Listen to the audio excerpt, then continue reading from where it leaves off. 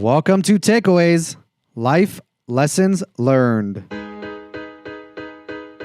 All right, my guest today is Rob Moore. Rob is currently doing acquisitions and development for the Crawford Group, better known locally as Green Valley Grocery and their operations here. Rob is a CRE industry vet. How does that land on you?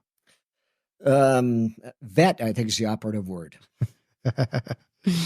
You've worked in the gamut of the industry from property management to brokerage. You've owned companies. You've run companies. You've even been in the gaming industry, as far as I understand. Any other industries that you have been in? No, that was enough. Yeah. So some of the companies, the commercial real estate companies that you've worked at. I was in the savings and loan business for a while. Yeah. Okay. Right. That was before real estate, I imagine, or simultaneous. I was, yeah.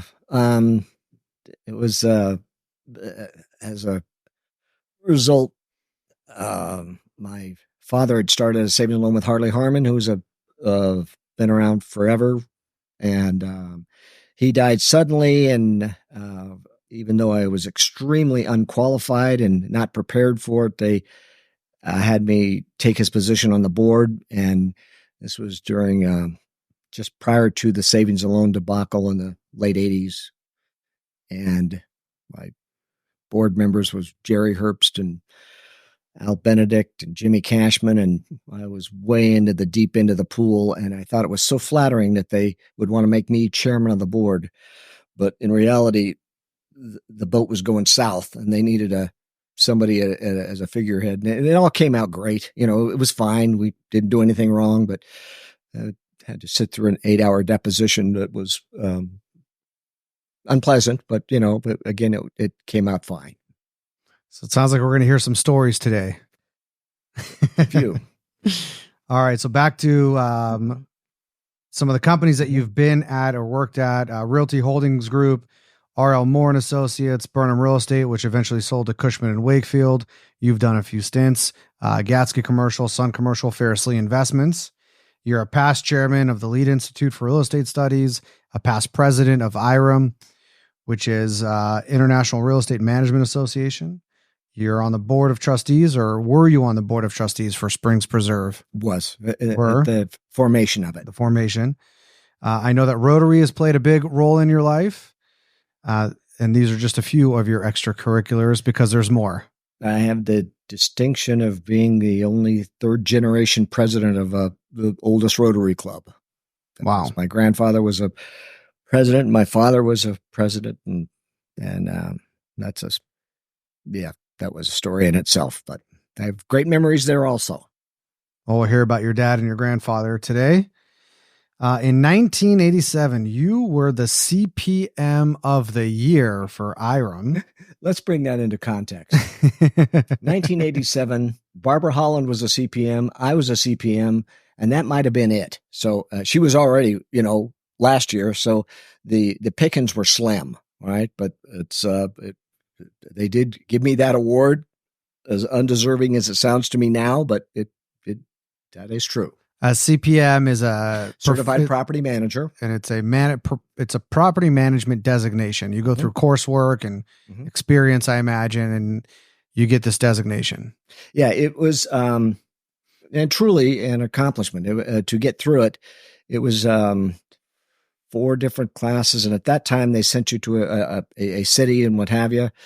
The final was a management plan on a property they picked. Mine was in LA. It was an old rat trap apartments. What can you do with this? And it's breaking it down to the very core of what you got and putting in the improvements and working a return on it and making it work. And it was every bit of equivalent of a master's thesis, I think. Mm-hmm.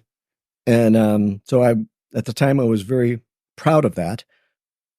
And to be candid with you, I had my own company, and I'm embarrassed to tell you how long I did it before I realized how much I hated it. It was just, I'm a terrible property manager. I'm massively disorganized. My mind is pretty much like a cesspool with an outboard motor in it, flying everywhere.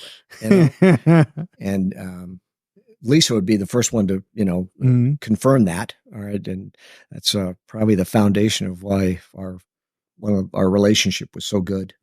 what have you. But That's why I wanted to mention it, because it's part of who you are. And, MDL Group started as a property management company first and added brokerage. It started from development to management to brokerage. But when you talk to someone who's applying for a job as a property manager, it's a different type of person who's applying for a job as a sales agent or a broker, as we call them. totally.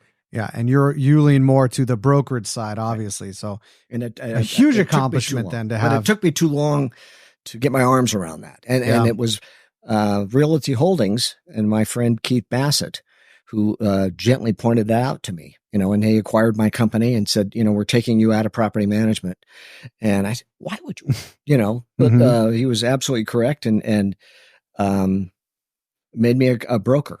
And gave me an education that I'm so grateful for. I was taught by Rowan Molaski, and it was there were things that I got to go through and experience through watching Keith and Erwin that you just can't pay for. It was wonderful. Yeah. You also received the Golden Boy Award from the Boys and Girls Club. What is that?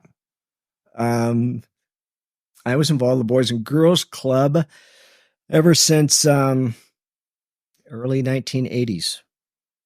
Mike Meyer was and still is a very, very good friend of mine. And at the time, without question, it was the most prestigious board that you could be on. And I was grateful I was on it. And Mike made it clear he said, you will, going to be the president in rotation, what have you. And part of that process, they had at the time this Golden Boy Award. And I don't know what I did to deserve that, what have you, but I have a little trophy that's in my thing but it was an acknowledgement through the Boys and Girls Club that I'm very proud of. That's very cool. So I understand you're a swimmer, you're an avid golfer, you're a prankster, you're a storyteller, you're big on mentorship, you're a family man, and you have a long history right here in Southern Nevada that I'm really excited to hear about today. So officially welcome to Takeaways, Rob. I can't tell you that it is an honor for me to be here, and I'm flattered that you would ask me. And I hope to God that you're not going to be disappointed. But there's an excellent chance you're going to shake your head and say, what was I thinking about that? I highly doubt that. So those are my words. Tell us in your own words, who are you and what do you do? Well, I don't know how you calculate. I'm like a fourth generation Nevadan. I was born here. My mother was born here in 1916. My grandfather was the first district attorney in the county. I can say I didn't have the best childhood. I didn't have the worst childhood. I had the longest childhood. And Las Vegas was an entirely different city at the time and growing up. And we have evolved into what we are, and at some cost, and it's not all for the betterment, but you can't have it both ways. Our family grew up and we were able to take advantage of the growth as many did, but it was, I look at myself, one thing I did really well is I went to the University of San Diego. I met the love of my life when we were freshmen. She transferred to USF for nursing, and we maintained a relationship and got married in 1975. And I have 3 amazing children. And in all honesty, it's hard for me to take a whole lot of credit, but if they turned out, and had parole officers and everything else, I was going to take the heat, so I'm going to take the credit, but they are, I think that's fair. Yeah. It is what it is. Yeah. But if you were to ask, how did you do that, Rob? They're wonderful. If you knew them, they're just, they're great. I don't know. It was all a blur. It was, I got married when I was 20. I just turned 24 years old, going on 17. And, we fumbled our way through it. But it was always been real estate. And as I say, I got a little bit sidetracked. I had amazing opportunities amazing. And my father was prominent, entrepreneurial, had me on boards of directors way before I could really add anything to it, but was able to really understand from a macro point of view how business worked, and it was extremely helpful. At the time, he had gotten into. He was one of the original guys in the Showboat. Do you remember the Showboat? Mm-hmm. He was on the board, and what was a Showboat for someone who might not know what it is? Showboat was a hotel casino on the Boulder Highway, right at Fremont. It had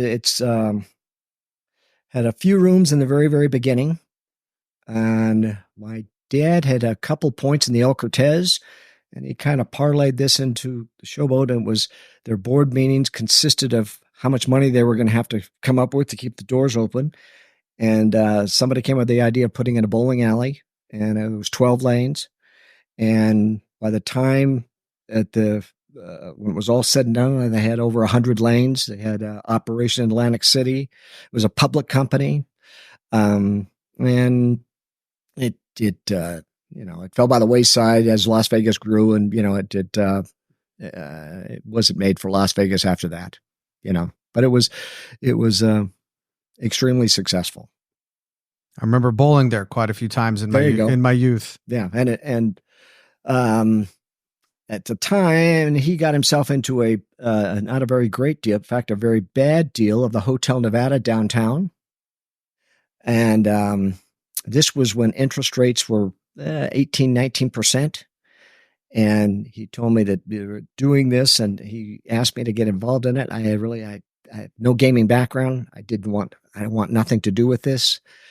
But he made me go down on Saturdays and take the count, all the boxes and what have you. And I did that for a while. And it was losing money just big time. And partners were bailing out left and right. And Jackie Gahn was our landlord. And that was his whole reason for getting in the deal, is Jackie was taking back all the paper at 8%. And his thought was, how can you pass up 8% paper? Mm-hmm. But I said, well, who's going to run this joint? Anyway, his solution to the problem, and it was a big problem of this joint, was to die suddenly. And it was a brilliant move. I told my mother, I said, that's the brightest thing this guy ever did. All right. Cause we had no way out. You're talking about your dad. Yes. My buddy. And, man. Yeah, I had an unrestricted gaming license because of another venture. And I was elected to run this place for 14 months, 3 weeks, and 4 days. And I at the very beginning, I went to Jackie Gahn, and my partner was Ed Fike, who was a former lieutenant governor, a very prominent man. And with tears in my eyes, I said, Jackie, we have no business in this. You know that. Just take it over. Here's the keys. And Jackie says, you're a fine young man. You're a nice kid. I like you, but no.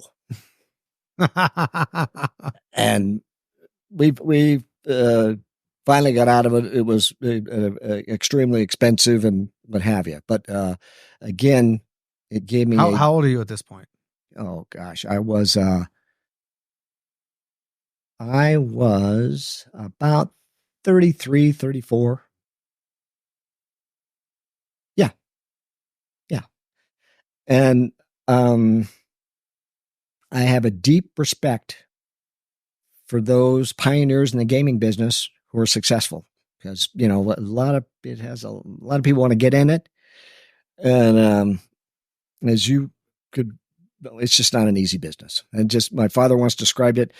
It's one of the few businesses that everybody coming in the front door as a customer or the back door as an employee have larceny in their hearts. All they want to do is take something from them that's not theirs. And it never stops. It's 24 hours, So, yeah. I mean, we could go on and on. I'll tell you, I could tell you stories there and just bore you to death, but it was an experience. Well, I'm putting myself in your shoes in your young 30s, and you have to steward this operation to a place where you can get out from underneath it. And your father passed away during this? Yeah, he died suddenly of a stroke. Yeah. Wow. I was 29 years old at the time.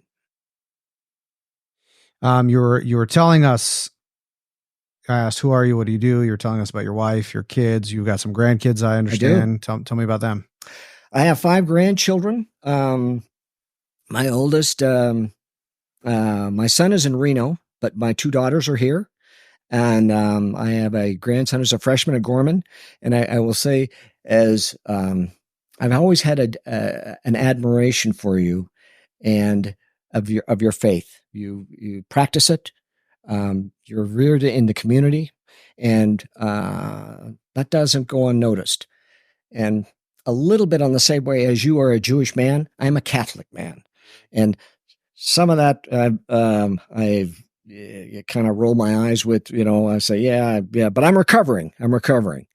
But all my, and in fact, to the degree, as you are a Jewish man, I had an aunt that was a nun. Okay, so it's kind of in your blood, Mm-hmm. kind of in my blood, Mm-hmm. But I have a freshman at Gorman who's a big lacrosse player I love dearly, Jake, and his brother Ben is going to be right behind him. I have a granddaughter and another grandson in Reno, and my son who's in the insurance business and successful, doing very well, and my youngest daughter Molly, who went to Our Lady of Las Vegas, is vice principal there now, and does well. And they're just, I kind of describe it. People ask me, says, you have a wonderful family. And I said, you don't know the half of it. These 3 people, okay, they don't ask for money. They don't want to live with me. And we fight for the dinner check. And that's as good as it gets if you're a parent. Trifecta. Yeah. That's exactly. great. Yeah. So long history here in Las Vegas. Yes. The 4th generation. Yes. My great grandfather negotiated the water rights for the railroad that in the very beginning, that was originally the auction that took place. And he got here in the 1890s something. Yeah. And Wow. He was a lawyer and had an office in Los Angeles. And the railroad sent him here. And that's his son, my grandfather, was born in Delamar, Nevada. It was a mining town. And he was at that point early on, there was not Clark County, it was all Lincoln County. And he was the last district attorney of Lincoln County and the first district attorney of Clark County after they separated it. But it's so how does that work? He's negotiating a deal to separate the counties. That was a whole different thing. He was the attorney for the railroad in the very beginning, and negotiated the water rights with the Stewarts, with Helen Stewart. And as the railroad needed a stopping spot between Salt Lake and L.A. Wow. Yeah. Yeah. If you're from Boston, you kind of say, yeah, big deal. But around here, it's a long time. I think it's a long time in Boston too. And then you went to San Diego for school? I did, University of San Diego. Yeah. And I imagine family brought you back here. It did. It's my wife tells, and it's true, she's from Southern California. And that's where we met. And, after school, we were going to get married. And, she kept on asking me. She goes, now we're going to live in California. I said, we're going to live at the beach. I had a condo in Ocean Beach. And I said, yeah, why would I live anywhere else? And I was selling real estate my junior and senior year, and land in the Victor Valley. And I loved it. It was, you'd grab somebody in San Diego and put them in a car at 5 a.m. and take them up to the desert and sell them a piece of land. And all my roommates, and, they'd buy something that was $25 a month or something, and they are all extremely grateful I did that. Because it gave them a mindset of investing and what have you. But make a long story short, I said, by all means, we're always going to live in California. Market turned. I was busted.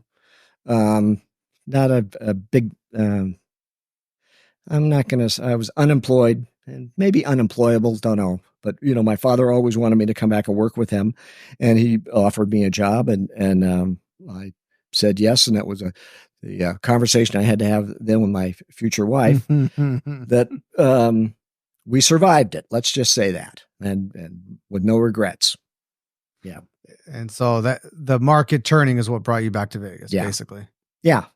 Yeah. And truly, it was an amazing opportunity. And I knew that. I mean, there's nothing California could give me that could come anywhere near close. And it was, my father used to say, at the time, and it's still true, there's more opportunity in Las Vegas on accident than there are most places on purpose. And at that time, there was a truer statement was never made. I'm writing that one down. That's your dad's? Yeah.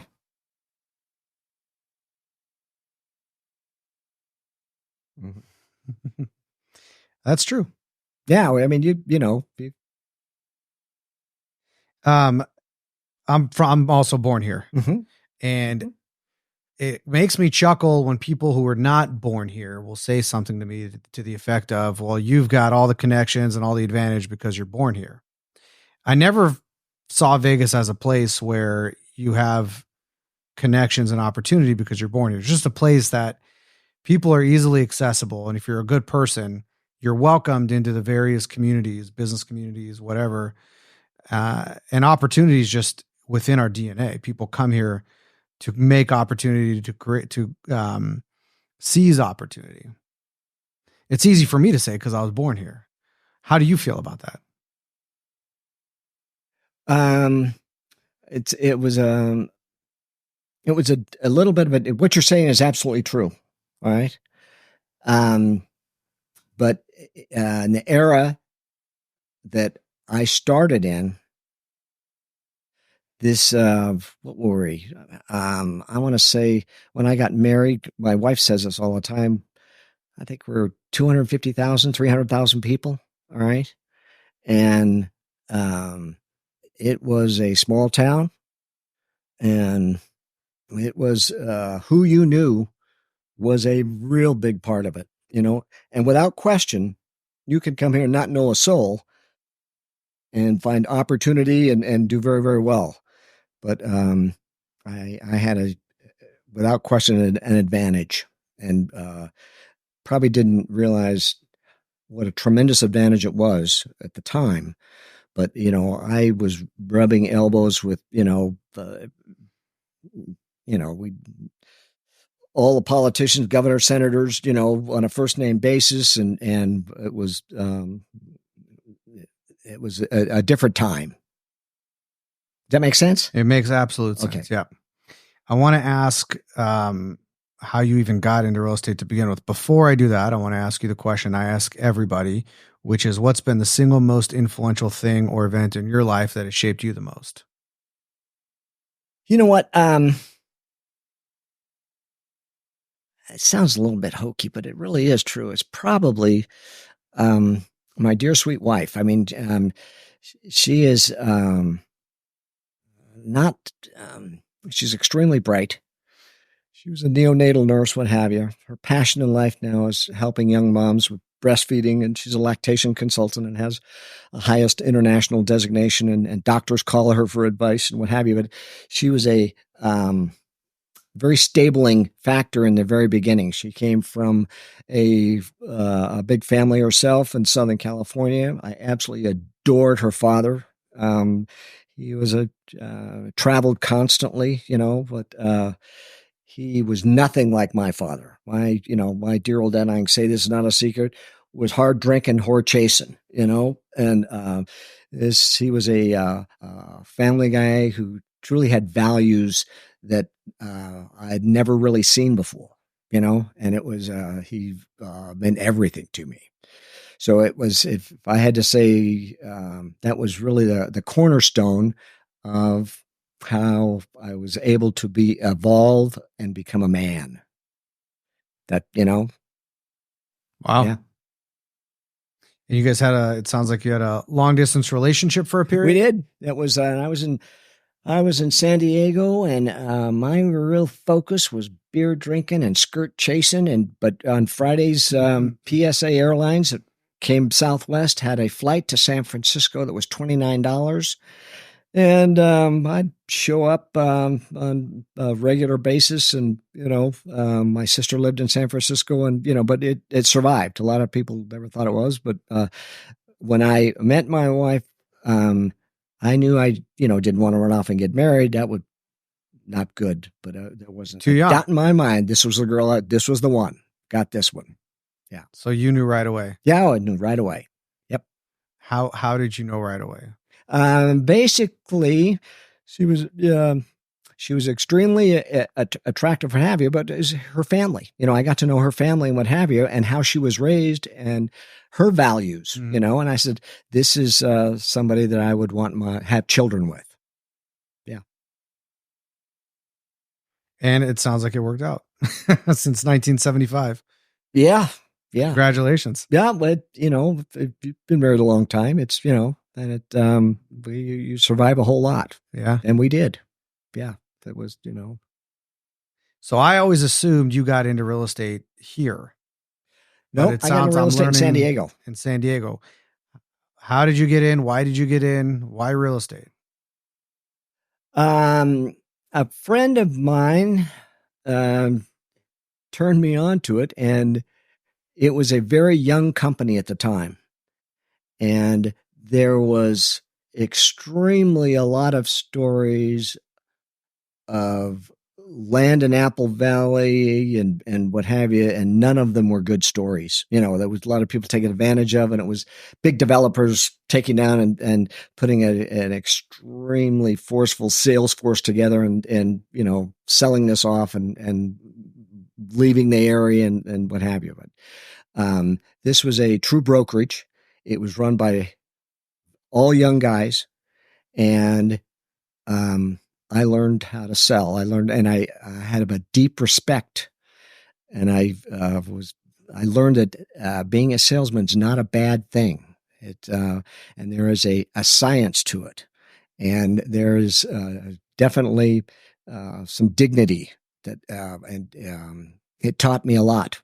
And I was absolutely all in. I mean, from all the motivational speakers and the books and what have you, I was, and I look back on that and, it was, I kind of laugh and what have you, but I totally believed in what I was doing. And I had way more property I could afford, lost a lot of it because I couldn't keep up the payments, but I had a deep belief in what I was doing. And then I started managing some other guys, and learned a little bit about that and keeping them motivated and what have you. So it was it wasn't extremely profitable because at the same time I had this ego and arrogance that was getting out of hand, and I was spending way more than I was making. But I did come away with some principles and some knowledge about the science of selling that were invaluable in the future. So, do you remember the name of the brokerage? CRCF United Growth. And it was four guys, Coleman, Robin, Ciani, and Flom. And they were former Navy pilots. And they created an amazing company. I imagine they're recruiting out of the university. And that's how they got to you. Yep.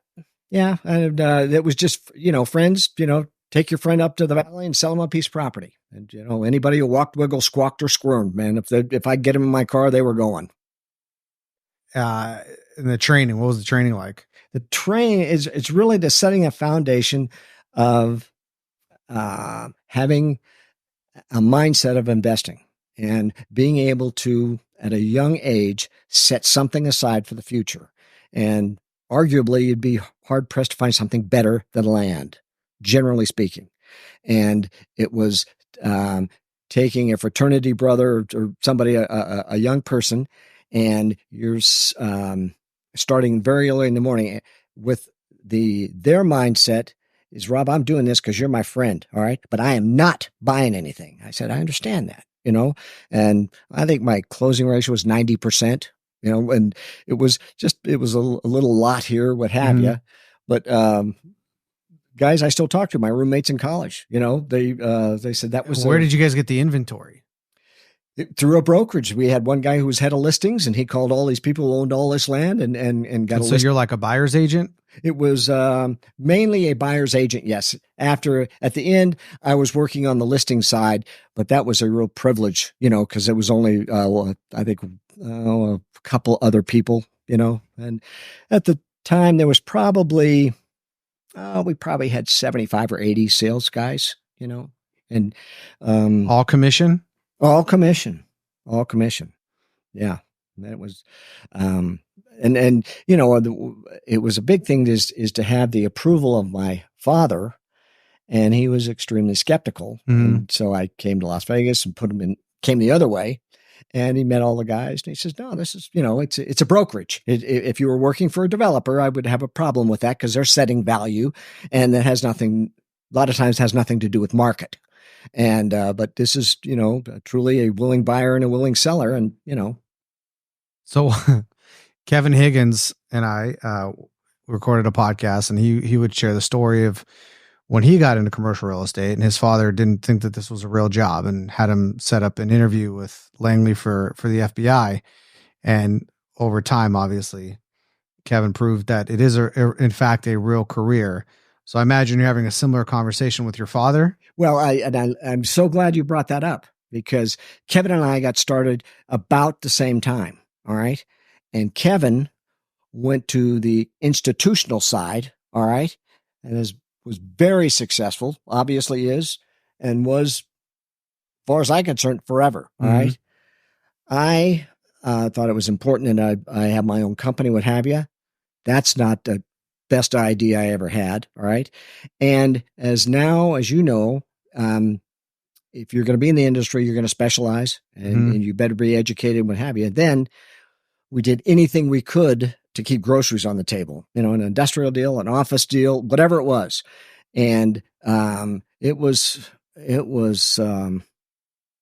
he did a lot better than I did, I'm telling you. And for the longest time, and looking back on that, I was such an idiot. If I could, because I could have got a job with CB in just in a minute, and it'd have been far better than the track I went. Okay. Yeah.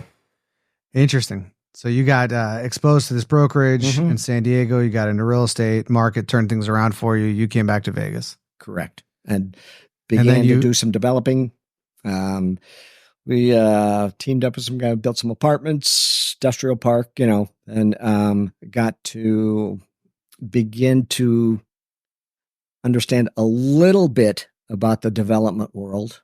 And as you will know, it's real easy for somebody to call themselves a developer. And we have seen a lot of them, and there are some that are extremely talented or truly developers, and you got some other people not so much, who wear the moniker of a developer, but some of the stuff they put together. Yeah. So I'd like to continue this kind of in two parts. One part is for you to share some stories or takeaways in some categories that I'll tell you. Okay. And then, like, you're already, as you're talking, I'm kind of picking up some things. Like you talked about at CRCF, you learned the science of selling. So toward the end, I'll give you some rapid fire. Give me your best takeaways on selling. Give me your best takeaways on negotiating. Give me your best takeaways on leading people, that kind of a thing. But when we think about you and where you've been and your experiences and the range of things that you've touched, you've got stories to share on any and all of the following. Your father and grandfather and their histories here. Old Vegas stories. I imagine you've got a few of those. I imagine at this time you also maybe have some mob stories. And if you were in real estate, maybe you did some deals with the mob, so you can, or with mobsters, you could share some of that. There's old Vegas stories, but there sounds like there's some Vegas family stories. You mentioned a few already: Cashman's, Herbs, etc. Mulaski. Realty Holdings Group. I'm really interested about this company. Who was there? Who came through there? Who's successful broker today that maybe started there as a young pup? We talked a little bit about the difference of brokerage and property management, so maybe some stuff there. Mentors, etc. So where do you want to start? Where do you want to jumping in point? Let's start with Realty Holdings. Okay. And because I was thinking about that, and um, there was guys that are veterans in this business, and two of them come to mind: Kevin Buckley and Dave Johnson. Mm-hmm. Um, we were all in the original class of Realty Holdings, and I'm sure they would not deny it. That's where we learned real estate, and we learned it from the best. And I remember there was a time I was heading up all of the sales and leasing, and I don't know, I had a dozen guys working for me, and um, town was exploding, and we were in dire need of commercial brokers. And Keith had come to me and he says, I don't want to take the risk of, and that I this is nothing against the residential side, but I don't want to take the risk of taking a residential broker and trying to make him a commercial broker. I says, I think we need to go out of town and find some commercial brokers and get them to move here. And I said, and so we went on a mission, put out some ads and papers of Denver, Salt Lake, LA, and booked a suite in a hotel and went there and interviewed. And Mike Kammerling, if you remember, I brought him to town. Yeah, he was at Grubb & Ellis for a while, right? That's correct. That's correct. And then a guy you probably don't know is Bill Hogan, who I love dearly. And but it was Bill Hogan was also there, no? He was where at Grubb & Ellis? No, I'm thinking about somebody else. No, he came. Well, Camerling came to town, worked for us for a short period of time, and moved to Grubb & Ellis. And Bill came and stayed with Realty Holdings through his entire career, and he's been retired for a while. Okay. But it was, it's hard to imagine that there weren't enough commercial brokers, but there weren't. And the city was growing so fast, and Keith came from the Minneapolis area, and he saw it coming, and he saw what the vacancy was, what we needed, and that in combination with Mulaski, because he did all of Irwin's work, and I would tell you this, and you will appreciate this, is Irwin had control of the retail corridor in town, which was Maryland Parkway. And we had some amazing the best real estate in town at the time. And we get a lot of calls, and we're never allowed to quote a price. We had to find the use.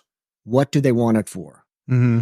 And sometimes that took some digging, and say, well, it's none of your business. I said, well, I can't help you, but I said, and I remember one was one of the national booksellers, I can't even remember the name, but Irwin did his homework on what that industry could pay in rent. Mm-hmm. And that was the price, and it was not negotiable. And the deal got done, but he never left any chicken on the bone, I'll tell you. Wow. Yeah. So Realty Holdings Group was owned by Irwin and Keith? Well, it was started by Irwin Mulaski. It was his company, and he brought in Lloyd Sauter and Keith Bassett. Lloyd just got through passing away, but they started the company. They bought Irwin's interest out because he really, he didn't want it, didn't need it, but he had to have a commercial company to be able to handle all of his transactions, and that was a reason for it. And then so Lloyd and Keith bought Irwin out. Correct.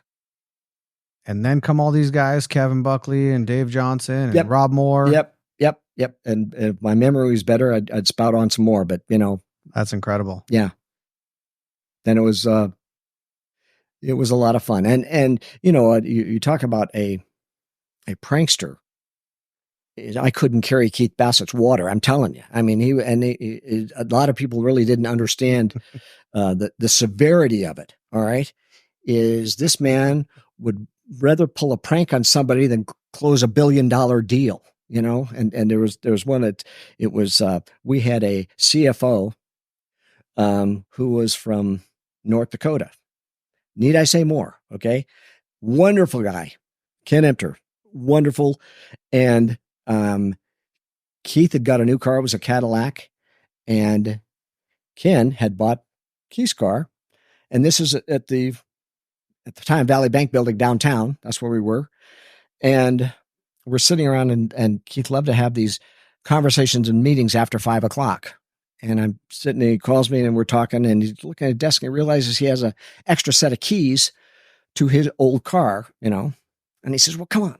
And we went up, and Ken always had a parking spot. He always had in the corner on the 4th floor. And so we moved the car to the other corner, and, we never said anything. And came in the next day, and Ken didn't say anything. He was just that way. And, next day he always backed it in, and we put it in the front end. And then we did this for weeks, and he never said a word. And finally we got tired of doing it, So you fast forward, and all of a sudden I'm leaving the building, and Ken and I are going to the parking garage going home.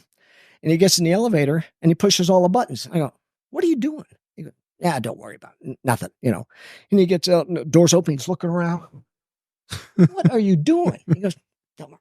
Gets to the next floor. He's looking around. I go, what's going on? He goes, I just don't know where my car is anymore. I was just dying. I was afraid that I finally told him I was going to cover up because I thought for sure he was going to come after me. But it was. So you were doing this for so long. Oh, yeah. He literally thought he was going crazy. Oh, he thought he was totally losing his mind. Yeah. And Keith thought that was just the greatest thing in the whole world. Yeah. And at his funeral, Irwin told that story. That is so funny. Yeah. So where do you want to go next? You want to talk about the mob? Yeah. It's probably my favorite story of all time. And I never, looking back on it, could never say I was the best broker in town. I surely didn't do the biggest deals. I don't think I did the most deals, but I did do a deal with Mo Dalitz that was fascinating. Mo was the landlord for the Stardust and the Fremont and the Sundance Hotel, backed by Teamsters money. Gaming was becoming very sophisticated, and it was obvious that there was no place in the future of gaming for Mo Dalitz being a landlord. They were going to call him in for licensing, and he knew that. He was divesting himself of these properties, and at the time when I was going through the Hotel Nevada trying to get rid of it, I hooked up with a guy out of Beverly Hills, and the deal didn't work. But I'm not interested in the Hotel Nevada, Rob, but I am interested in the Sundance, and hired me as a broker. And I went to Herb Tobman, who got me started in Cub Scouts. I grew up with his kids, knew him really well. I said, Mr. Tobman, if you would introduce me to Mr. Dalitz, I have an offer for him for the hotel, and anything I make out of it, I'd split with you. He goes, absolutely not. He says, I don't want anything. Of course, I'm going to introduce you to Mo and what have you. And he did. And we negotiated this deal, came to it, and took me at the time 6 months to get him licensed. I got him licensed, and I was licensed at the time. So the fee I was to receive was 3 points of the deal and 150 cash. Biggest payday that I could ever even imagine. How much was the deal? I want to say it was about $25 million, something like that. So you're getting 3% of that plus 150? 3 points of the deal of the operation, not the amount of the operation, okay. since I was licensed. Okay. Yeah. And I was the local guy, and they liked that. And granted, if it went negative, I had nothing to do. But anyway, we're getting close to closing, and old attorney and Mo's attorney, David Goldwater, called me, and he says, Mo needs to see you. And I went up to his office, and Mo says, long story short, Rob, you got to get your client to walk from this deal. I said, Mr. Dalitz, this deal's over with. I said, we got the money in escrow. Yeah, I just got him licensed. we're just waiting until the end of the month for clean prorations, and we're done. He says, let me put it to you this way. I'm going to give him $500,000 in cash to walk. He had it sold for more money. Mm. And I said, yeah. And my client, Mr. Fleischman, said, Rob, I'm taking the money. But he goes, no, he said, what are we going to do about poor Rob here and his fee? And this is a time that I think you can appreciate. There's times a commercial broker, we got money, and there's times that we didn't have it. I was busted. I mean, I was busted. Mm-hmm. And a couple of days go by, and I got a call from Mo and need to go up and see him. And he had told me, I said, don't worry about Rob. I knew his father. And which he did. And I went up there, and he was in his 80s at the time. And he was an envelope with my name on it. And I want to say it was about 10 grand or so. And I would, what am I going to do? Sumo Dalits, You'll end up dead, right? Pardon me? You'd end up dead, wouldn't you? Or close facsimile thereof, But I was very grateful, He sensed some hesitation, There wasn't any hesitation, all right? And he got up and he walked around this big conference table, and he put his arm around me, and he pulled me in real, real close. And he says, son, I got you between the shit and the sweat. You better take that check. And all I could think of is like 30 years before that saying would have an entirely different meaning. But he was this was a single attorney at the time, a young guy, and learned a lot about negotiating, and we still remained friends. So that's doing a deal with the mobsters. Did a deal with the mobsters, and I got something for it, not nothing. Yeah, that's right. And I do put that on my boxes that I check for my career. So, what else you got on that list? We've got your father and your grandfather. Your father's a founding member of the Las Vegas Country Club. He was. He was, and that was, the country club was started with Teamsters money and Mo Dalits, and I can, remember there was aura around Mo, and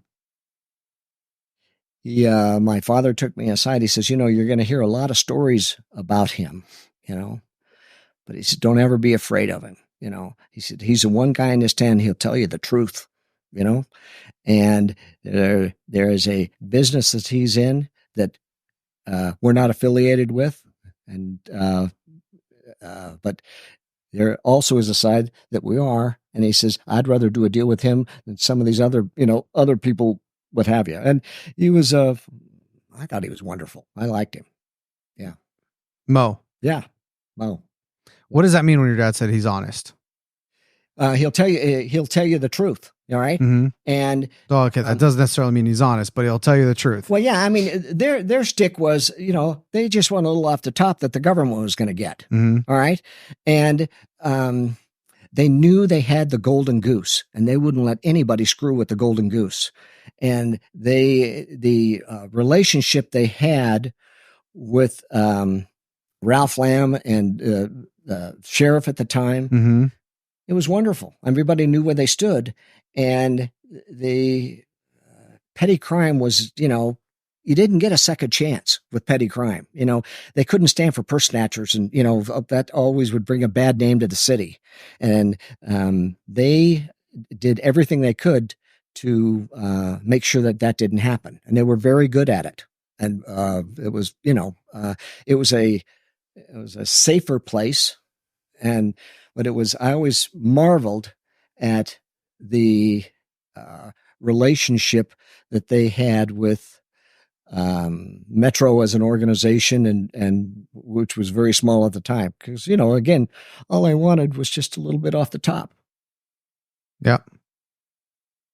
So I imagine you've got some country club stories. It was when he started that, the founders were given 4 memberships and a note receivable. I want to say, I don't know, $20,000, $25,000, something like that. And I got married in 75 and he gave me a membership. I think it was 78, something like that. And that is where all of the business was done. And at lunch, you would see, you know, the governor, all the commissioners, every deal that you were working on. And the other thing that was great, do you ever hear of the Wallapai Club? You ever hear of that? Is this downtown? Yep. The Wallapai Club was a men's only luncheon club that was downtown. And I had lunch with my father at least 3 days a week. And I'd meet him for lunch, and then he'd go in the back room and play gin rummy, and I would go back to work. But that is, and you know, in the very beginning, and people don't believe me when I tell them this, but we would be having lunch with somebody and talking about building some apartments. And my dad would get up when they had a piece of land, and he'd go over to Perry Thomas and say, Perry, we got this ground over at X and Y. We're going to put, 50 apartments on, what have you. Could you get us a construction loan? And he goes, I don't see why not. Yeah, sure. This is all in the club. This was at the Wallapai Club at lunch. Yeah. See, he'd be having lunch with somebody else and interrupt him. And he'd see Jack Miller, who was an architect. And he says, Jack, we got this property and you got some plans around here you could jerry around for, 50 units. You go, yeah, we can do that. Yeah. So one of the commissioners, and he goes, we got this property over here and I'm not sure what the zoning is, but we're going to put some apartments on it. You think, well, I don't see why not. That'll work. And I'm telling you, that deal was done. At the end of lunch, that deal was done. And if it was anything on it, by the end of the week, they had a bulldozer scraping it. Wow. Yeah. I know. It was two things come to mind. You asked if I heard about this club. My father-in-law once told me about it. He's a young doctor here in town, moved here from South Africa area, gets licensed. Someone took him, what's the hospital called on Maryland Parkway? It's escaping my name. Sunrise? What? Sunrise. Okay. Basically, they needed doctors, so they checked his credentials. Great, got him licensed. I forgot who. My father-in-law's name? Neville Pockroy. Okay.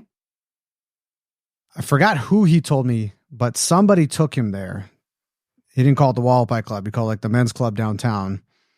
And Jewish guy in these times, not exactly welcome at this place, but whoever it was that took him there said, this is my friend. And he's on my account basically. So from that point forward, he was allowed to go there. No one ever bothered him. And that was I've never obviously been there, but that's how I heard about it. Yeah. The other thing I recently heard an episode of a podcast, a guy named Jonathan Jossel, who's the CEO of Plaza Hotel. Okay. He has a podcast. He has people on. I think Larry Ruvo was on telling about his family's restaurant, the Venetian. Mm-hmm. Similar thing. He said you'd go to the Venetian for dinner and you'd have, sheriff, governor, county commissioner, this person, people that shouldn't be in the same room together. Everyone's in the same room together. Everyone knows that the other person's in the room together. So I imagine back then, you mentioned the population, all the decision makers are in one room. You get deals done. Yep. Basically just like that. It was the second floor of the Fremont Hotel. Yeah. And it was, before that, it was at the old Thunderbird. My earliest memories as a kid was playing golf with my dad at the DI and having lunch at the Wallapai Club and, what have you. But it was around for a long time. And it was until they allowed Jan Jones to be a member, and saying nothing against Jan, but it all fell apart after that. You mentioned your dad quite a bit. Lunch 3 days a week, golf here and there at the country club, at the DI. It was a really big part of your life, sounds like. It was, and part and parcel of that, it was who I was introduced to, and I was Julian Moore's son, and I was. They said the heir apparent, and it was very heady, and and what have you, and I look back on all that, and some of it was really good, but yeah, it was way too much for someone that didn't have the background or the experience and was, really thrown in the deep end of the pool with none of the tools to get him out of it.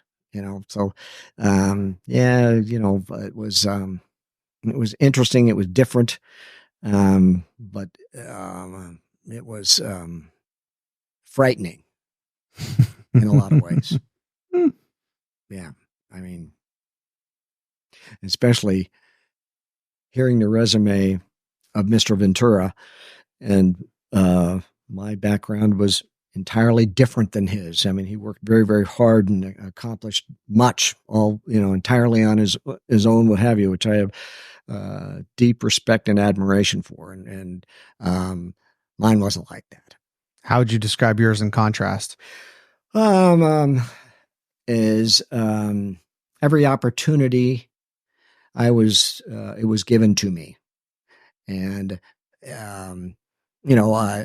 we had, as I kind of mentioned, the first one.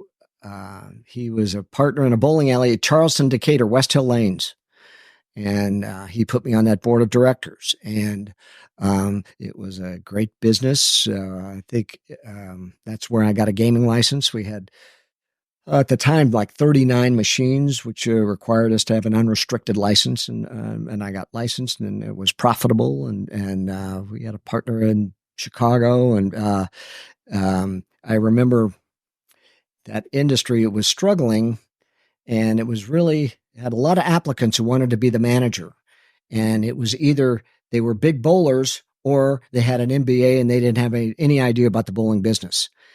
And I did find a guy, and I went on a hunt and brought him to town, who was extremely bright, knew the bowling business and knew business. And he had turned it around, and it was very successful. And it got to a point where the real estate was more valuable scraped than it was as a bowling alley. So, isn't that interesting? Yeah. And the status of that gaming license of having, I want to say 39 machines, what have you, is, you couldn't take that with you. It stayed with the real estate. Mm-hmm. And there's a PTs there now who enjoys that license.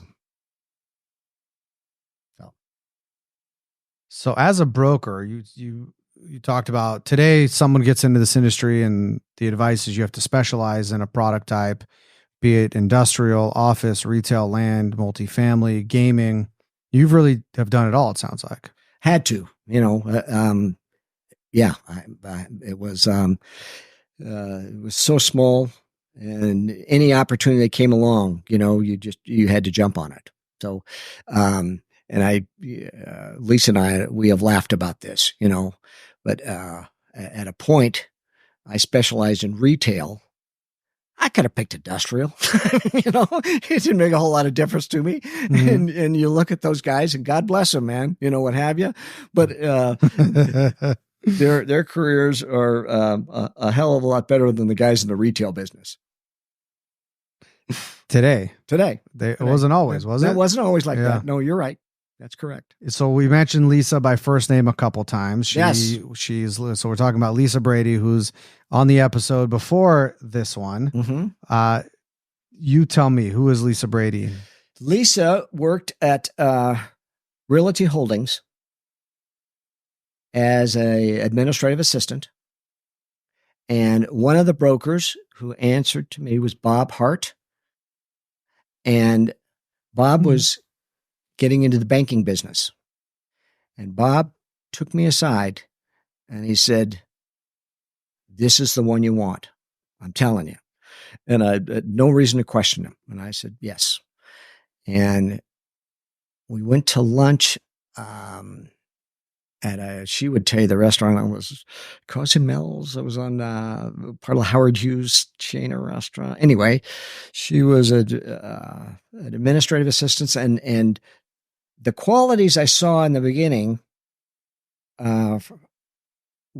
seeing her from an administrative point of view, is she was extremely organized.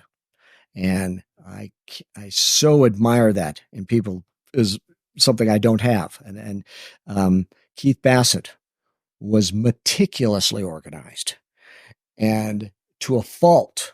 When the stress was really, getting to him, he would go back and organize his to-do list for the umpteenth time, So there's pluses and minuses, but we formed a relationship, and in the very beginning, we were. I had a good friend of mine and a client who specialized in the sale of post offices and government buildings mainly, and he had a huge facility leased to the government in Miami. He's refinancing it, and he needed a management plan signed by a CPM. So that was a huge job, as you can imagine. The management plan was huge. It was for a lot of money and what have you. So Lisa and I, we got on a plane and went back to Miami to this place, and it was the place of the Southern Command of the Army. And, you couldn't walk the halls, had to be escorted everywhere and what have you. It was run by a 4-star general or, what have you. And I remember her suitcase was a soft covered Wilson overnight bag or something, and we stayed there. I don't know how many days, but, had all the information. Then this was, I contributed from a macro point of view of what needed to be in there, but that's easily said. The real work and the sweat, that was all Lisa. Mm-hmm. And when it was done, it was a binder that was just huge. And as you can appreciate, as you are submitting a loan application with all that's necessary, they're going to tear it apart and say, yeah, here's what else we need. Mm-hmm.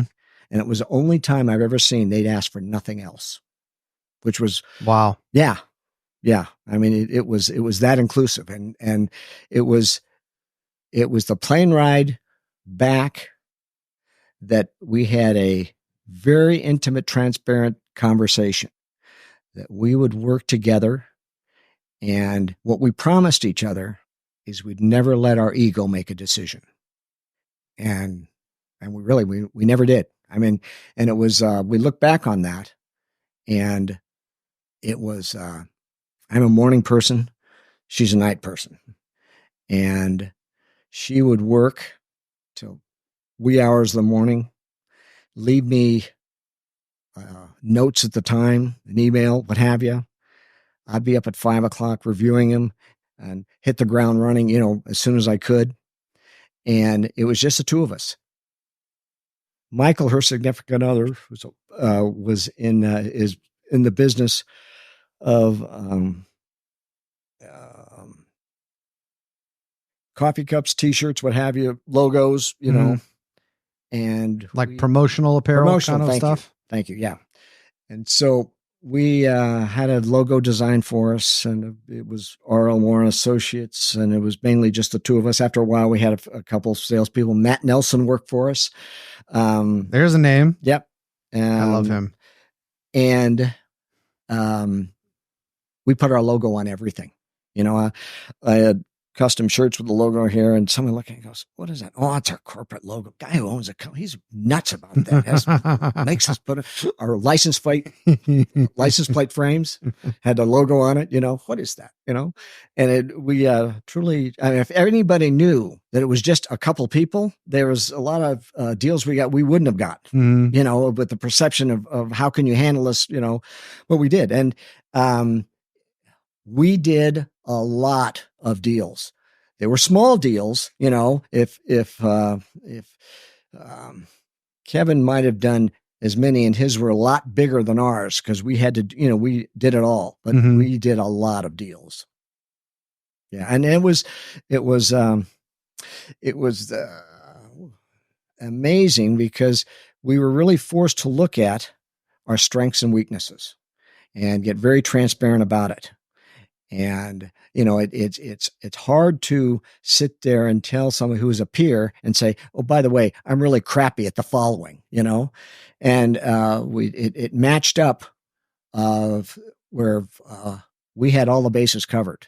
What she didn't like and what she wasn't very good at, I was, and it was obvious that organization wise and everything else, and there was an element of trust there that was from the very beginning.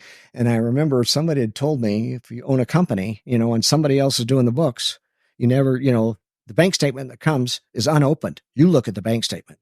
I said, well, that's not necessary. But always, and Lisa knew that. She would never open the bank statement. It was always, we might only had 3 or 4 checks in there at the time, but it was something that she had respected. And it was all like the trust was so high that she overtly said, here's the bank, you open the bank statement. You don't ever have to worry about me even thinking about opening the bank statement. Yeah. And it was kind of silly, what have you, but that's the respect that she had for protocol. And it was just we talk about it, just all the stars were aligned. It was just, I could never imagine I'd ever have a relationship like that again. It was the best. Lisa says, Rob is one of the best humans. She needs to get out more. I get out quite a bit. I meet a lot of people, and Lisa is truly special. Without question. When someone that special says about someone else that they're one of the best, you really pay attention. You're kind to say that.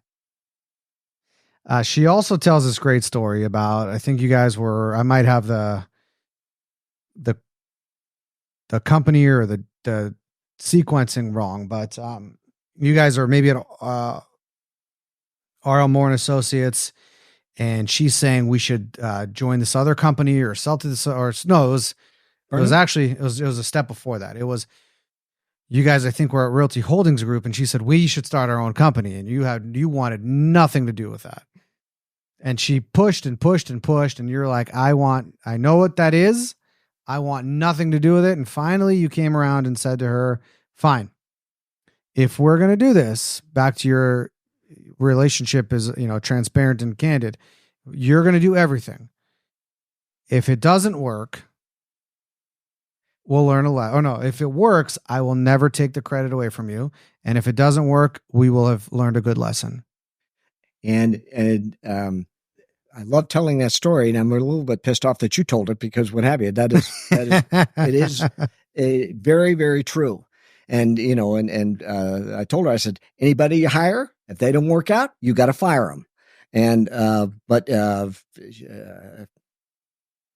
I guess you emphasize. You know what? You tell me the story, because I'm sure not only did I miss out of it, I had seen that, and I truly knew what it take to do a startup, with the bank accounts and all that, and it goes on and licensing, and I'd done it, and I just didn't want any part of it, and I was, at the time, I was managing a dozen brokers, what have you.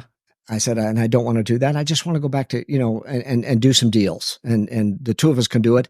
And we're going to be far better off, at the time, to get on with Grubb & Ellis was just huge. It was one of the very first institutional companies that came to town, and it's something I always dreamed of, and we would have been there. And I remember it just wasn't happening. And the guy who ran it, he just pissed me off, and and that's where she came to me and she goes, let's go out on our own. And as you said, I said, finally, she wore me down, and I said, okay. And truly it was, it worked out just the way it was supposed to. And she did everything, and it was successful. I mean, we were the biggest company now, what have you, but we both look back on that, and it was one of the best times of our career. It was amazing. It was, we had a lot of fun. We really did. Yeah. That company ended up selling. We got bought out by Burnham. And that was short lived. I got to think they were based out of San Diego. And other than the old established company in San Diego, and I want to say about the only company older than that was a power company. All right, Mm-hmm. and Literally, you're not exaggerating. no, I'm not. I mean, know. it was, You're yeah, it was an old established company, very respected, still around, and I remember saying, well, that's great. You're going to acquire me, but what happens when you're acquired? And they go, no, that's never going to happen. I mean, everybody's tried to acquire us, and that's never going to happen. And well, I accepted it. And lo and behold, it was a very short period of time where Cushman & Wakefield made them an offer they couldn't refuse. And it was, oh, gosh, you're challenging on how I'm remembering all this. But working for Cushman & Wakefield, it was okay. I mean, but we stayed in the Valley Bank building, and we were acquiring brokers, and it was just a part of the puzzle, mm-hmm. of a career that's lasted too long. It sounds like your dad was clearly one of your mentors in a certain way, and your father-in-law in another way. Who else were some of your mentors in your career?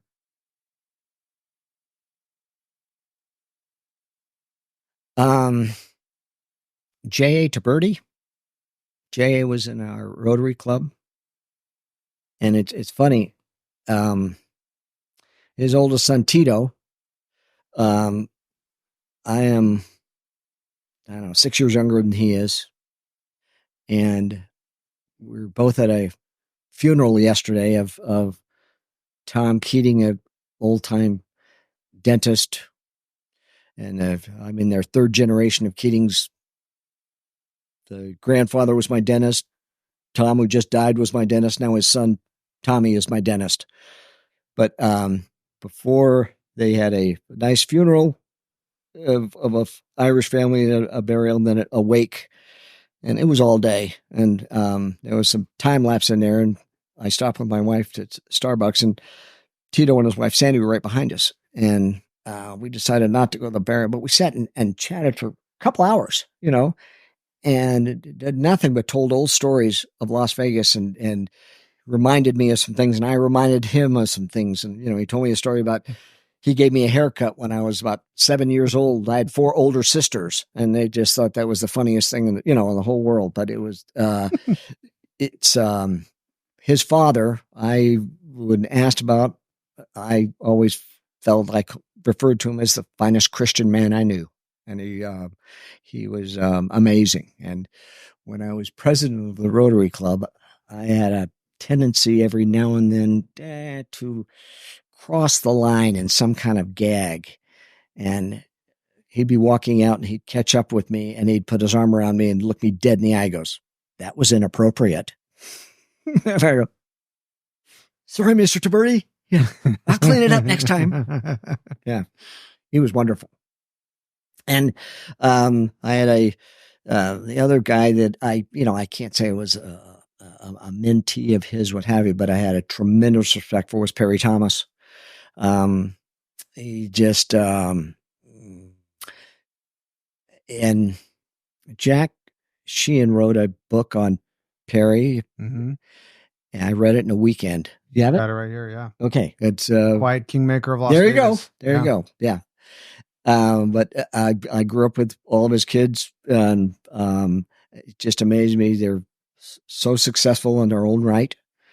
And he was able to balance the distance between the mob and banking. He was the first guy to ever loan any kind of mob character money, and that was, at the time, that was a big deal, and that opened up the floodgates, and he always got paid back, but it was, my dad was on his board, at the, Valley Bank up until he died. And he was, amazing guy. I've had a tremendous respect and learned an awful lot from Erwin Mulaski. And he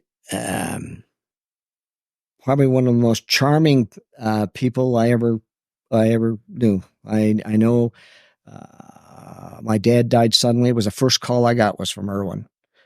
He was um, he was great. Yeah, and learned a lot from him. Yeah. Jim Stewart talks about Irwin. Mm-hmm. Frank Martin talks about Irwin. As they should. Yeah. I mean, he was the real deal.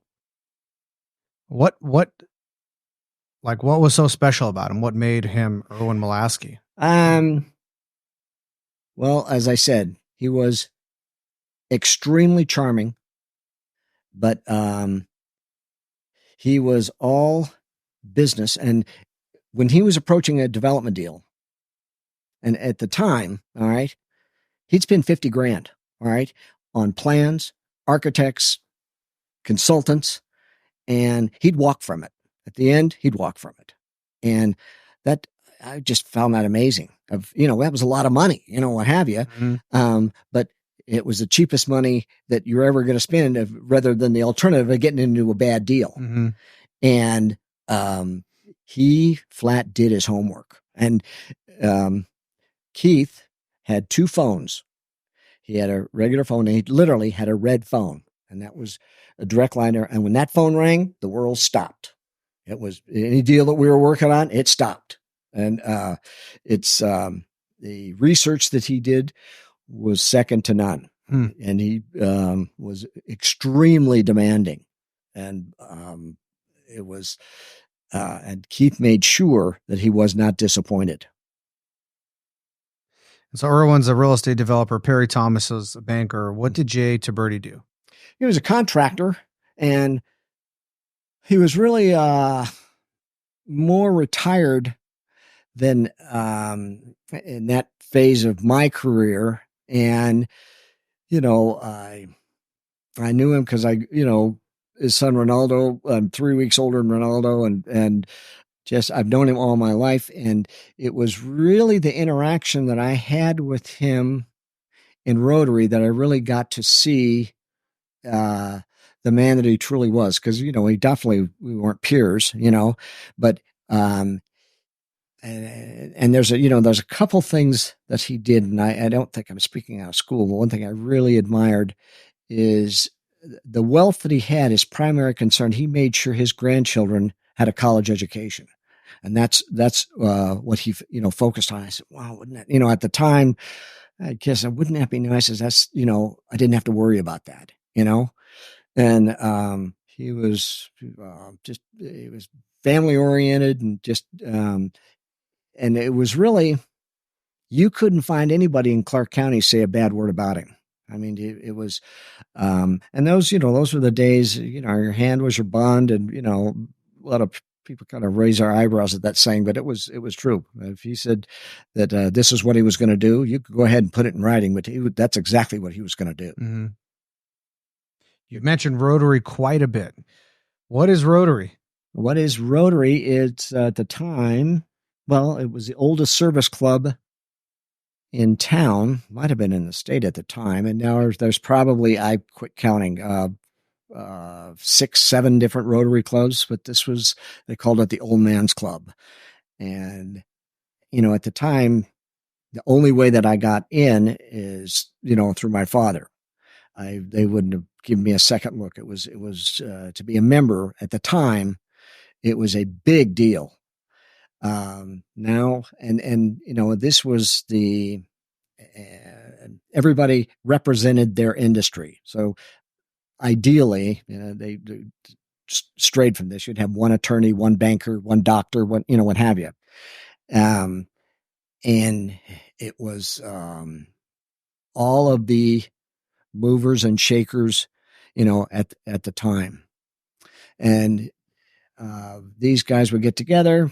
They'd sit in a bar and have a couple pops before lunch, and they'd have a program or something, and they'd take on a project, and it was, writing a check to something, and they did accomplish what have you. Mm-hmm. But now, I mean, the guys, they roll up their sleeves, they give their time and, take on projects that are extremely worthwhile, and a lot of work, what have you. So I do take up, I was a member of, I think, for 30 some years. And I finally said that was enough. That was, time to go on. But And now you're at Green Valley Grocery. Green Valley Grocery, and it's hard to it's just, I've done sites for Rick Crawford for probably 25 years. I came in-house almost 6 years ago. I could, for the longest time, and I naturally was looking at this selfishly, but he truly needed a in-house real estate guy. And for a long time, he was a little apprehensive because he was afraid that if he had somebody like me, none of the brokers would call him because I was there. And quite frankly, that was not the case. So he was kind of doing his own site selection? Yeah.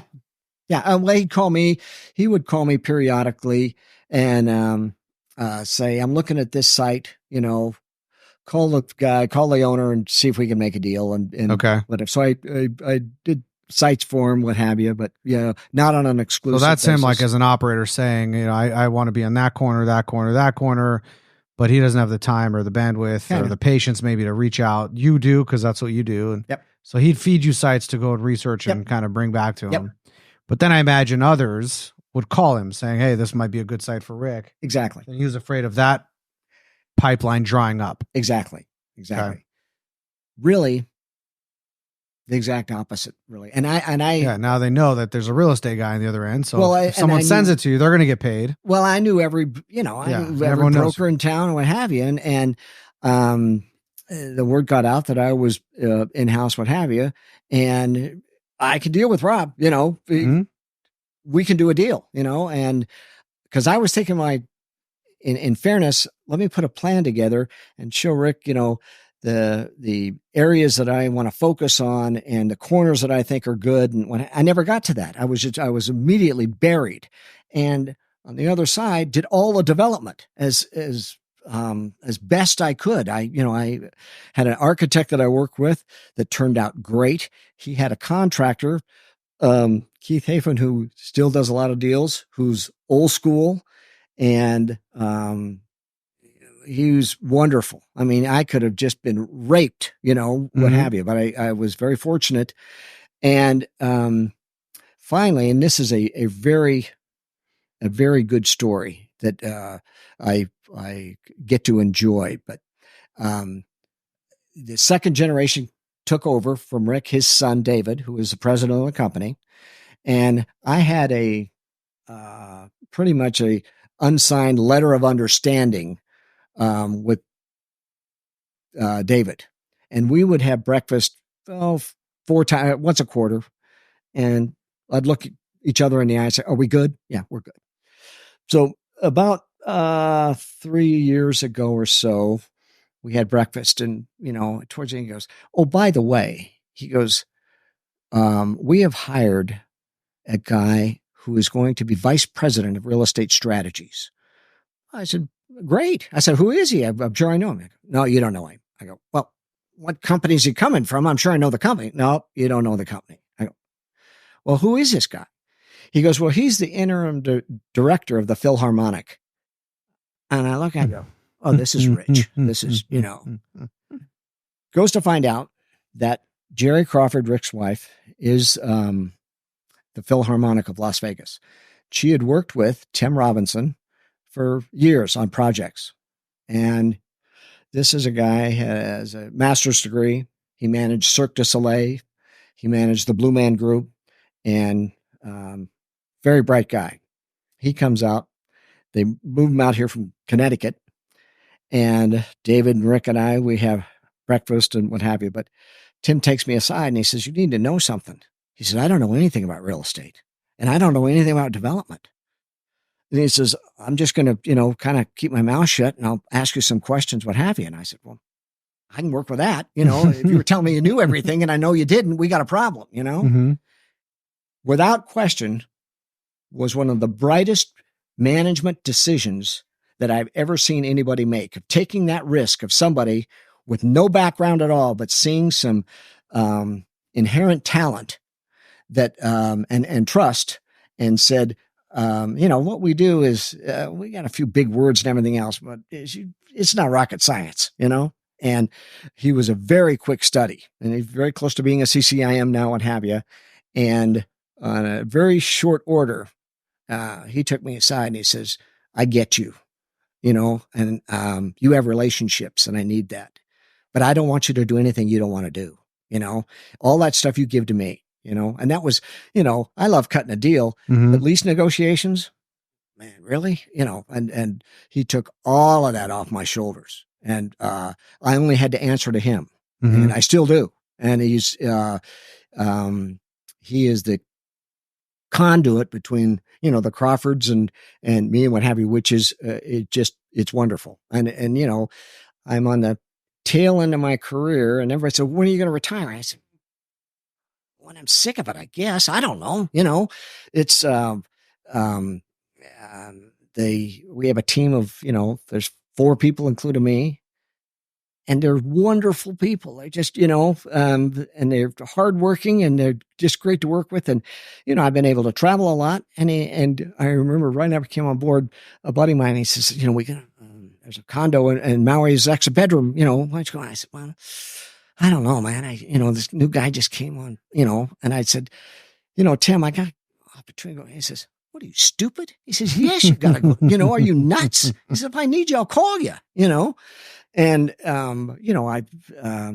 So you're kind of feeling guilty, like, yeah, I got to be here. I got to do this. Yeah. And Tim's like, if Yeah. I need you, yeah, I know how to find you. yeah. Yeah. I mean, I just got back from 3 weeks in Florida in Myrtle Beach, and, I was feeling, a little bit of guilt. He says, are you, he says, this is the time of your life. You have to do this, but I mean, he's right. And what started it, when we got married, my father gave us a trip to Tahiti for a honeymoon. And we got married the day before we were going to leave. My wife was in the hospital having emergency surgery. I had to cash in the tickets. Oh, wow. Yeah. And so fast forward to, a couple of months ago, on an opportunity along for a big trip to New Zealand and Australia, Tahiti. When I saw Tahiti, and I said, I can, make up for our honeymoon and take her to Tahiti, but it was like, we tacked on some extra days, both sides, and, we're going to be gone for close to a month, and I was really feeling bad about that. I had to break the news to him. This was our year-end meeting and having dinner, and this is what I was opening up with. And I says, and if it's time for me to go, no harm, no foul. It's been, no, man, go, no problem. Yeah. So it's been, if I ever could have written a script, I'd have left so much on the table. I mean, it's just, I can't tell you how perfect it is. And working for Rick and Jerry, they're just, he has one of the finest reputations that you can offer. And it's, he has a company. My wife loves telling this. When I started, we had just numbered store 59, and we are just about 91. And I've got, and Rick always said, I got to get to 100, got to get to 100. I think we got 10 or 11 in the pipeline that are done. So it's, So you're going to get to 100. Oh yeah. Well, we're going to get to 100. Yeah. Yeah. But it's, that's incredible. No, it is. It is really quite, a company that was made with a bucket of sweat and tears, and it was all Rick Crawford. I mean, he literally had to do it all. Yeah. So I teased out as you were talking, and we could do rapid fire takeaways on Rob's takeaways on how to sell, on negotiating, on being a business owner, on managing salespeople, ego and arrogance, and relationships. So let's do Rob's takeaways on how to sell. one of the things I learned is, it is creating a relationship in the very beginning, and it's taking a conversation and trying to find out what somebody's favorite subject is, and it's always themselves. And if you can throw a little gasoline on the fire and find out, maybe it's their kids, it's their career, it's their church, it's something. And if they are able to have an audience that is interested, then you're really good friends, And um, I established a lot of relationship, and Lisa loves this, on the golf course. I was a member of the country club, and everybody wanted to play the country club, and I will defend it. Give me 4 hours in a golf cart with a guy, and when we're done, he's my pal. He's no longer a client; he's my buddy. And she'd roll her eyes, what have you, and as I'd be leaving in the afternoon, what have you, and but it's. And the other thing is, it's kind of transparency. I said, if you're not willing at the closing table to walk from it, if it's not right, then you're in the wrong industry. And and as you well know, periodically you have to do that. And I've in fact, working for Rick, it's so amazing. We're going to put a deal together, and that's with experience, everything else. I can come up with a creative way. If there's a will, if there's a will, I want to be in it. But it's funny. I've told a couple sites, and I said, Rick, I can't see it, bud. If you want my take, I'm saying let's pass on that. No, we're doing this one, and being able to have yes, an unrestricted gaming license, a gaming company. Having 7 machines makes up for a lot of mistakes I might make in a location, and so but it works. But I've never ever had to talk him into anything, and it's usually talking him out of something. Yeah, that's good. That's probably why he values you so much, because you're willing to do that. How about negotiating tactics? It's economics. We're really financial engineers, and if hopefully the other side is sophisticated, what have you, the ground's only worth the rent it can achieve. And it's it takes sometimes a little creativity to get there. But it's, again, there's not a whole lot of secrets. Again, if the other side, if they know what they're doing. When I got a couple developers I work with, they're wonderful. They paid X for the ground. The civils are going to be Y, and they're going to take a modest return on top of that. And that's the rent. And, either it'll work for us or it won't work for us, but it is great because these, we're the first people to come to, and they won't go to anybody else until we've turned it down. And that, it's a good position to be in. It is. How about from your days as a business owner? What was the takeaway?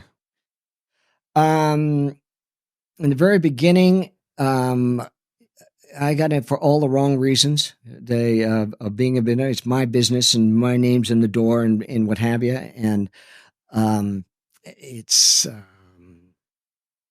not enough research was ever done on, is this a good deal or not? It was started for kind of the wrong reasons. And I take an exception to that, the story we told with Lisa and what have you. But then that was all Lisa. That wasn't, me, but it's, I was, it was, if I had to do it over again, there would be, you could do far better as a good commercial broker than having, because the thing is, well, I don't want to pay the split. Well, as you well know, there's overhead, pal. Somebody's going to pay that for is it. your split. Yeah. So, okay. How about in managing or inspiring keeping salespeople motivated? That was kind of challenging. And, I look back on it, and for a long time I said, I'm really good at this, what have you. And in aspects I was, but it's a lot like raising children. And um, if there was a line, okay, and you never move the line, then guys, they perform it great. But once you move the line, you're screwed. And it was, I am, by, I'm kind of a people pleaser. You know, it's really important you like me, you know, and that has not done me any favors. You know, because after a while, you don't have to get emotional, what have you, but, you know, the desk cost is X and you're at Y. And so we're going to be friends, but we're not going to be, you know, in business together. And that was very hard. Yeah. Yeah. You know. Yeah. Yeah. Yeah. I sure do. Yeah. But that's, in my opinion, what makes a really a good manager. But motivating him, I usually, I didn't have a problem doing that. Yeah. My favorite was, I'd suggest you get your ass out of bed or you're going to have sunstroke on the unemployment line.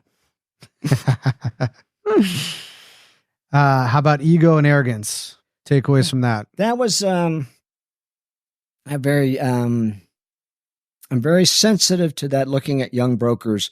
I was very guilty of that. And I've tried to explain to them, if you could only understand that ego and arrogance is out, what's in is humility. If you are trying to bring on a client, all right, more than likely you, a young man, this person's older than you, all right, and he might not understand commercial real estate, but if he asks you a question, rather than give him some crap answer where you've used the word monetize inappropriately or what have you, just tell him, I don't know, but I'm going to find out and I'll get back to you. Give me that guy. I want that guy. And by all means, as I pontificate from the gospel according to Rob, I would appreciate, you know, your opinion if you don't agree with me. No, I do. I'm chuckling because your example, I mean, it's spot on. It's you're using a word that you heard somewhere and you're either regurgitating it, which is one thing, or you're using it incorrectly. Again, I've also been guilty of this. I can share very specific examples in my career where I open my mouth and I'm correcting this person that you described, this older person that, now, of course, I know better because I'm an expert and they don't, but they know more about life at that point than I will know. And I'm correcting them, and they kind of look at me and very graciously let me know that I'm stepping way, way, way out of my realm of expertise, humility, everything. I've been there. I've been there. And I used to say, the best thing you can do, and this is going to be hard for you, is if you could say, I'm in the deep end of the pool. I'm going to work so hard. I'm telling you, I will do anything. Yeah. But I'm going to need your help. If you could help me, you know, you will own that guy, you know? They know. I say to young agents now, having been there, they can smell you being new. They know before you even walk through the door that you're new. Don't pretend. They know. Everyone knows. Yeah. Don't pretend that you're not new. You're new. If you own the fact that you're new. We have a guy here, Rob. We just gave him his first listing. He is going through the, you know, in all the listing sites, there's a section for the area description, for the property description. He is going through this meticulously. Wrote it himself, researched how to write it, wrote it, put it into Chat GPT to edit it. He asked 5 of us to look at it. It's 2 vacancies, automotive center, very nice part of town, like very highly trafficked part of town. Small spaces. There's nothing else available. He could list it with no description and it's going to get leased. But this is his first listing. He's doing what you would expect a new agent to do. He is putting everything into that. There are clients out there that know that, you know, the experienced guy is not going to give them the time of day, or there's certainly, if they take it, they're taking it as a favor. They're not going to put their entire being into this. There's a place for new. And it's exactly what you just said. I don't know the answer, but I will kill myself to find out. I'm in the deep end. I will work so hard for you, and they'll give you a shot, and that's it. That's your client now. I've had to hire young brokers and for assignments, and I said, I don't want the seasoned guy. I want your fresh guy who anything. And he is going to be so excited, they'll do work for Green Valley Grocery. It's going to look good on his resume. And I can tell him, and I remember early on, there was a guy who was coming to town in the mattress business, and it was established, and he wanted 5 locations.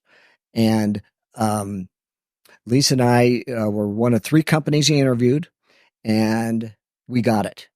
And he said, he took me aside. He says, okay, I'm going with you, Rob. Okay. And I saw your marketing plan, and I said, trust me, you're going to live up to it. All right. Every day he called me. Every morning he called me. And what are we going to do today, Rob? What are you doing? And it was just, I learned a lot. All right. But he made me accountable. All right. And, and that is the other thing. A lot of times, what a lot of landlords don't realize, if they've hired a commercial broker and they feel that their job is over with, well, unfortunately, it's not. You have to manage that broker. If you don't make them accountable, they're only going to be as good as they need to be. And, when the phone rings again and there's something that I can get closed real quick, trust me, that's where I'm going. All right. And that's the mentality. And it is what it is. And, yeah. Yep. You're absolutely right. So that was a bonus takeaway on accountability. Rob, this has been an enormous amount of fun. You know what? It has been an enormous amount of fun. And I was so tempted to call you before and said, boy, you made just a terrible mistake, but have you? But I'm so glad that I didn't. I've really enjoyed it. Good. I'm glad you didn't either. Thank you for listening. I would love to hear from you about your takeaways from this episode. Make sure to leave us a comment or leave us a review. Also, please subscribe to our YouTube channel so you can hear future episodes as they come out. My name is Hayim Mizrahi. Tune in next time.